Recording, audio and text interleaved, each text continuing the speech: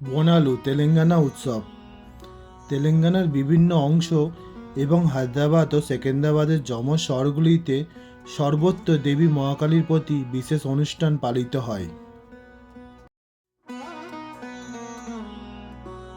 আষাঢ় মাসে এই উৎসব অনুষ্ঠিত হয়, যা সাধারণত জুলাই ও আগস্ট মাসে হয়ে থাকে।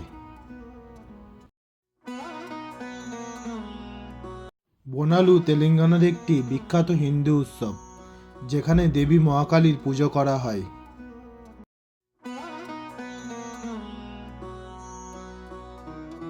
বোনালু উৎসবের একটি জনপ্রিয় গল্প আছে, যা প্রায় 200 বছর আগের।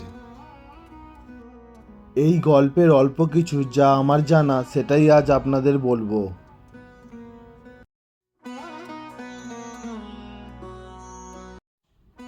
নমস্কার, আমি ভাস্কর। আবার এসেছি ফিরে আলো আঁধারের কিছু গল্প, কিছু কথা নিয়ে। এই উৎসবে মহিলারা তাদের মাথায় বোনা, যা দুধ, গুড় এবং চাল দিয়ে তৈরি খাবার নিয়ে দেবীর মন্দিরে যান এবং পূজা করেন। বোনা একটি পাত্রকে বলা হয়।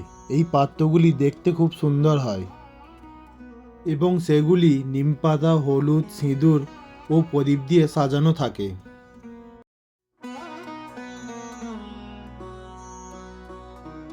উৎসবের সময় আরও কিছু আচার অনুষ্ঠান পালন করা হয়, যেমন ছাগল, মোরগ বলি দেওয়া এবং তরি, যা স্থানীয় এক প্রকার পানি উৎসর্গ করা হয়।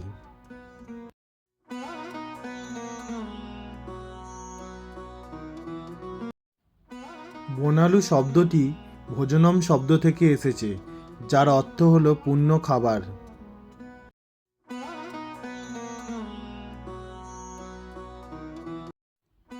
এটি দেবী কালী দেবীর প্রতি উৎসর্গ, যিনি মাইসাম্মা, ইয়েল্লাম্মা, পেদ্দাম্মা ইত্যাদি হিসাবে বসবাস করেন।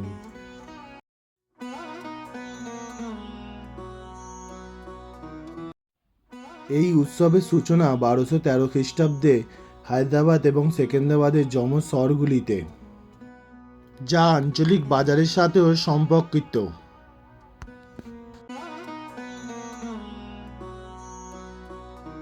সেই সময় মানুষ অশিক্ষিত থাকায় রোগ এবং তার প্রভাব সম্পর্কে সচেতন ছিল না।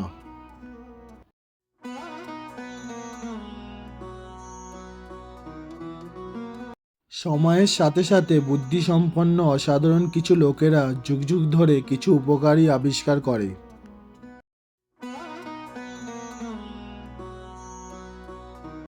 একইভাবে যমজ শহরের মানুষ প্লেগ নামক মারাত্মক রোগে আক্রান্ত হয়েছিল।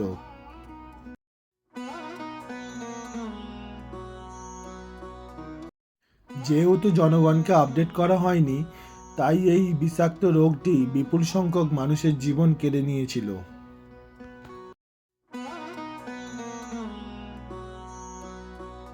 দুঃখের বিষয় হলো, হায়দ্রাবাদ থেকে সামরিক বাহিনীকে মধ্যপ্রদেশের উজ্জয়িনীতে মোতায়েন করা হয়েছিল।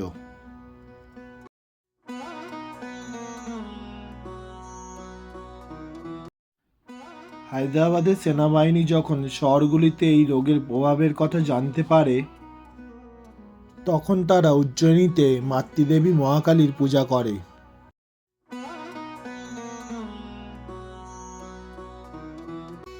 তারা প্রার্থনা করে যে যদি রোগটি সম্পূর্ণভাবে শেষ হয়ে যায়, তাহলে তারা দেবী কালীর মূর্তি স্থাপন করবে।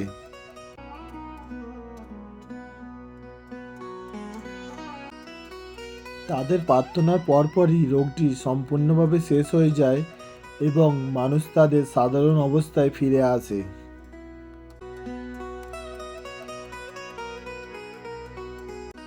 তাদের প্রার্থনা অনুসারে সামরিক বাহিনী তাদের শহরে দেবী কালীকে স্থাপন করে।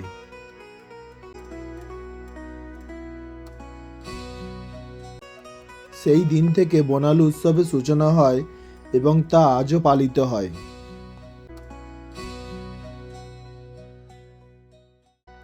অন্যান্য ইতিহাসে বলা হয়েছে যে দেবী কালী আষাঢ় মাস অর্থাৎ জুলাই এবং আগস্ট মাসে পৃথিবীতে অবতরণ করবেন।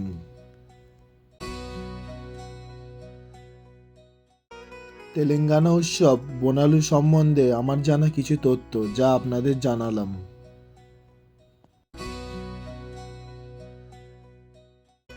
এই আলো আঁধারের গল্প কথা আপনাদের কেমন লাগছে কমেন্টের মাধ্যমে দয়া করে জানাবেন। আর যদি ভালো লেগে থাকে একটা লাইক দিয়ে পাশে থাকবেন।